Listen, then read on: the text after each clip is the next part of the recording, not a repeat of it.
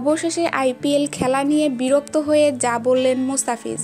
বিরক্ত হয়ে গেলেন মোস্তাফিজ। আইপিএলে নিজেকে নিয়েই বিরক্ত হয়েছে মোস্তাফিজুর রহমান।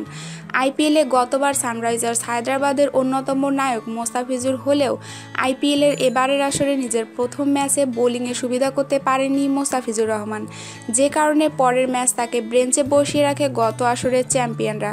সময়টা ভালো যাচ্ছে না কাটার মাস্টারের। বাজে সময় পেছনে ফেলে ঘুরে দাঁড়ানোর জন্য সমর্থকদের কাছে দোয়া চেয়েছে বাংলাদেশের জাতীয় দলের পেসার। শনিবার কলকাতার ইডেন গার্ডেন্সে স্বাগতিকদের বিপক্ষে সানরাইজার্সের একাদশে জায়গা পাননি মোস্তাফিজ। প্রথম ম্যাচে মুম্বাইয়ের বিপক্ষে 2.4 ওভারে 34 রান দিয়ে উইকেট শূন্য ছিলেন দ্য ফিজ। বাজে পারফরম্যান্সের কারণে কলকাতার বিপক্ষে মোস্তাফিজের জায়গা ময়েসেস হেনরিক্সকে নামায় ডিফেন্ডিং চ্যাম্পিয়নরা।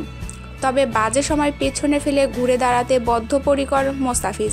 এজন্য সমর্থকদের কাছে দোয়া চেয়েছেন তিনি। রোববার দুপুরে নিজের ফেসবুক ভেরিফাইড পেজে মোস্তাফিজ লিখেছেন, আমার জন্য দোয়া করবেন, ইনশাআল্লাহ আমি শীঘ্রই ঘুরে দাঁড়াবো। আমাদের চ্যানেলটিকে ভালো লাগলে অবশ্যই লাইক, কমেন্ট, শেয়ার এবং সাবস্ক্রাইব করতে ভুলবেন না। ধন্যবাদ সবাইকে।